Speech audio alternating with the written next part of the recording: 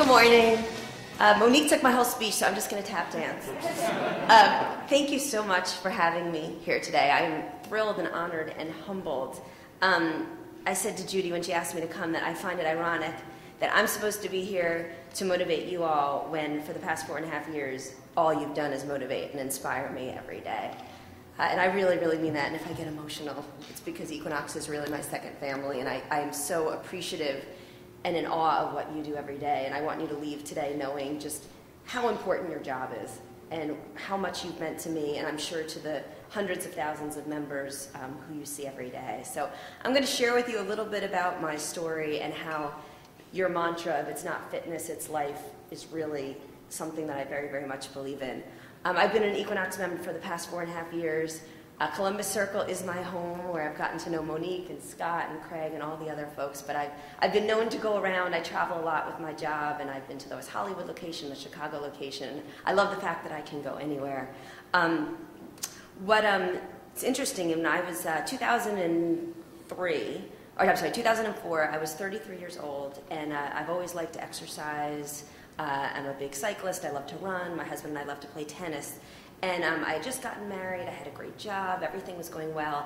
And I started to get these really odd symptoms. I would get night sweats and fevers. And when my doctors asked me to think back about when I started to think I was sick, I remember my husband and I were playing tennis one day, and I felt like I had pulled an internal muscle in my stomach, and we didn't really know what it was. And I started to run, and I felt like I was really heavy. Like I felt like I was pregnant, although I wasn't pregnant. And long story short, on New Year's Eve of 2004, I had an 8-pound tumor the size of a football removed from my stomach, which was just, what? You know, here I am. The big joke or irony is that I was always the one carrying the bottle of water around with me. I was always the one eating carrots.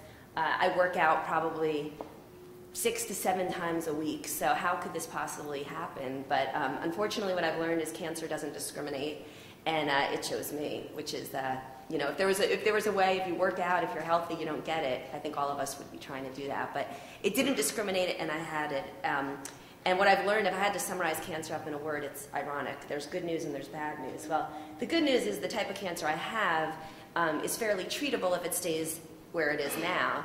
The problem is it's a very rare type of cancer, so they don't know a lot about it, and it's very pesky, so there's no cure, so it tends to come back.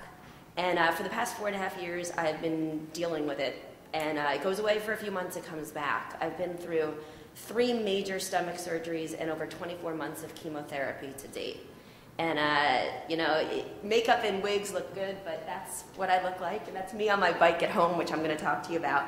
But Equinox, I loved exercising, but Equinox became my therapist. And working out had such different meaning to me. And, you know, I heard Harvey speak when I got in about, you know, motivating you and that this is the most important thing. Well, exercise really became my way of saying, God damn it, every single day I'm going to go to the gym. There's some days that I'm not going to feel good, and I might only be able to do 15 or 20 minutes, and then there's some days that I'm going to be able to go for an hour and a half, but this is me against the world, and I'm not going to let cancer have the better of me. In fact, I would say to people, I might have cancer, but cancer doesn't have me. And that is kind of the way I've summarized the way that I live my life over the past 4.5 years. And what I realized during that time is that I had a choice. And I think that's what really made a difference for me, is I had a choice in the way that I wanted to live my life. I could look at cancer as the worst thing that ever happened to me, or I could say, you know what, this is going to be the best thing that ever happened to me, and I'm going to be a role model to other people, and I'm going to learn how to live my life. And I don't know how many of you have read Lance Armstrong's It's Not About the Bike, which is a wonderful book if no one's read it, but he says, you know, when you're diagnosed with cancer, you have a choice. You either give up or fight like hell. And for me, there was never an option. I was going to fight like hell, and I was just thrilled that I had Equinox to help me get there. And Monique shared with you a little bit of the story about our journey, but what I found out is when I got sick, I started to get even more and more involved in cycling, because it's a great low-impact workout. And it was a really good way for me to get a great sweat and to feel like I was competing with myself. What I love about it is that no one knows how high your tension is, and no one's checking, and it's really you and your word. And every day I had a different workout. You know, sometimes I felt great, and I was able to crank the resistance really high and do a tough class, and some days I just was happy to be there. But it was a wonderful, wonderful therapy for me. And the hills kind of represented my next battle. And I joke around that they put you on a lot of performance drugs while you're going through cancer sometimes. And I actually was put on Epogen, which is the drug that Lance Armstrong and all of the cyclists are accused of. And I was never in the best shape of my life when I was going through it. So I keep on saying to my doctor, "When are you going to give me back those shots? They were great. My heart rate was great. It was wonderful."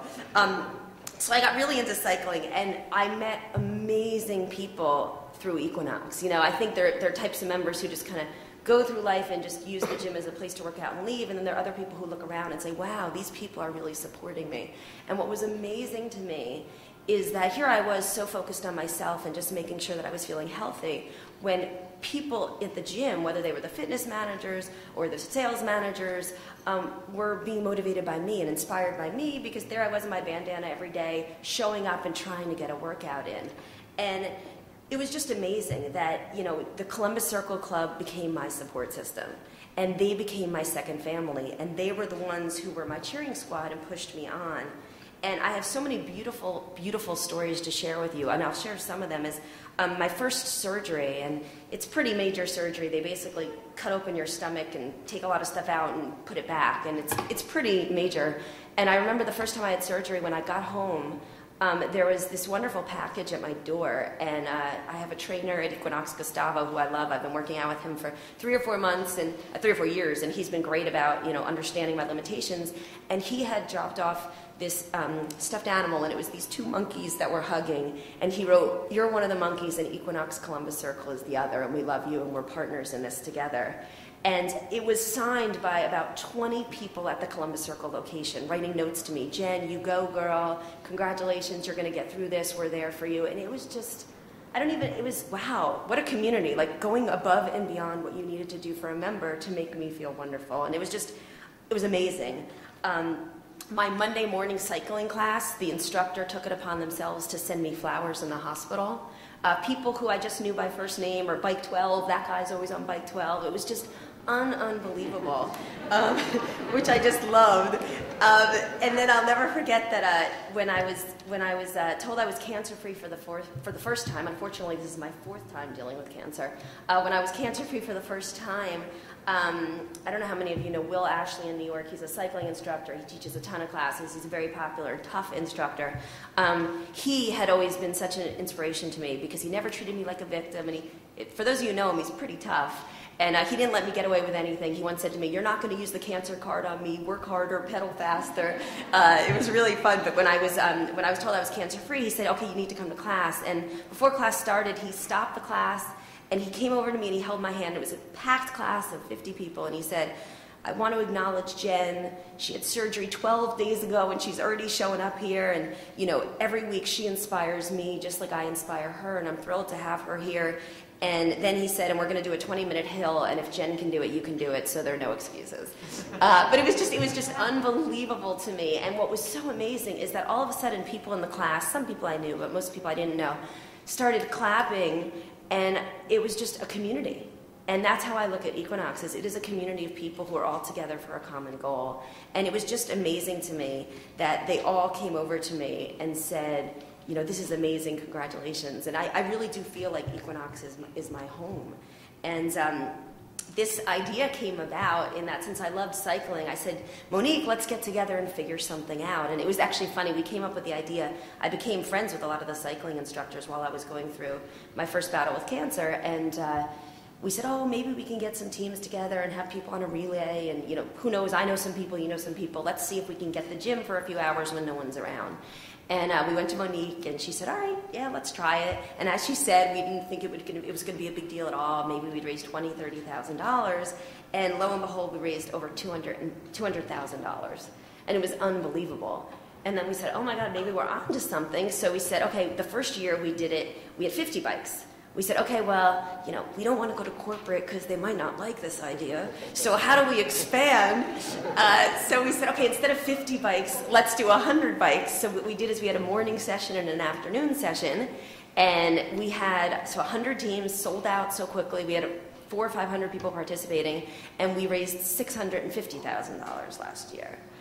And it was unbelievable. I mean, and it was, I'd love to say Monique was sweet saying it's all me, but what was amazing is every trainer on the floor was saying, hey, have you heard about this event? And everyone was reaching out. The sales guy, Scott, was telling people when they were signing up for membership, look at what we're doing. This is a wonderful thing that we're doing. And what I loved is that this could have very easily been, my idea and no one took it on. And what I loved is that, yes, it was my inspiration, but all of a sudden I had a team of people who really were committed to bringing it to life and helping raise, much needed awareness for so many people. And they wanted to be a part of it, which was great.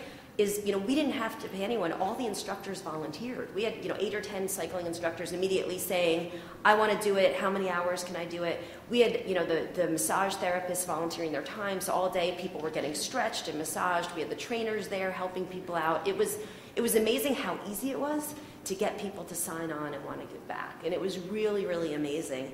And it got to a point where we said, okay, this is just getting too big. We don't know what to do anymore. So in January this past year, we got very prepared, and I walked into Scott and Judy and Melanie's office, and I said, okay, we have to talk. I have to share something with you that we've kind of been doing. Don't get Monique in trouble. She's wonderful.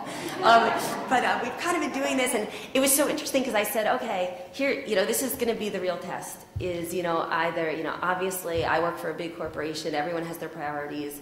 I'd love to say that a lot of new members and prospective members see this happening and want to join the club, but it's, it's off track with what you guys do. You're a business, I understand that. And I said, this is something that's pro bono. I think it's great press for you guys, but I know it's a little bit different than what you typically do, but I would love to be able to make it bigger with your support. And what I explained is that over the past 4.5 years, I'm being treated at Memorial Sloan Kettering, and I often credit them with my physical recovery and survival. But if someone asked me who's responsible for my emotional state of mind, it would absolutely be Equinox, because you have helped me live and feel stronger. And I said, this is a really successful event, and we can go to a lot of partners, and Reebok is interested, and we can go to a third party and bring in the bikes, but I gotta be honest, I have to come to you because you're my home. And if I didn't ask you to be interested, I'd feel like I'm cheating, because you guys are my first love. And this is how the event was created, out of Equinox. It was a homegrown event, and I'd love you guys to be part of it. And I'm so thrilled that you saw the value in this. And this year, as Monique said, it's in 2 weeks, and it's in New York. And if you're in New York, we'd love you to come. But hopefully, if people in other parts of the country are interested, it's easy to expand. But the goal is $1 million. We know the economy is tough, but we already have, I think, 200 teams as of this morning signed up to ride. And what's amazing is that these are teams of people who the hospital has reached out to and friends of mine, but they're also teams of Equinox trainers. I know at least 3 or 4 trainers in my gym who've used it as an opportunity to get their clients to join with them and put them on a health plan and say, okay, 3 months from now, you're doing an hour cycling class. How are we going to get you there? We have spa therapists there, and it's just been an amazing road to see it come to this. And I'm just so thrilled that we were able to do that. Unfortunately, I received news 3 weeks ago that my cancer is back for the 4th time. I was able to get through 6 months of being cancer-free before I found out. And the doctors are very optimistic, but I would be lying if I didn't tell you that I was scared and nervous by this news. But what I know is that you guys are going to be in my corner. And I know that if I'm not at the gym for a certain number of days, I'm going to get a call saying, where are you? Why haven't you shown up? We were worried about you. And I just want to thank you for supporting me from the bottom of my heart. Thank you for what you do. And with your help, with every single one of you does, you might not even realize it, but you inspire me and so many people to continue to go on. So thank you so much. I appreciate it.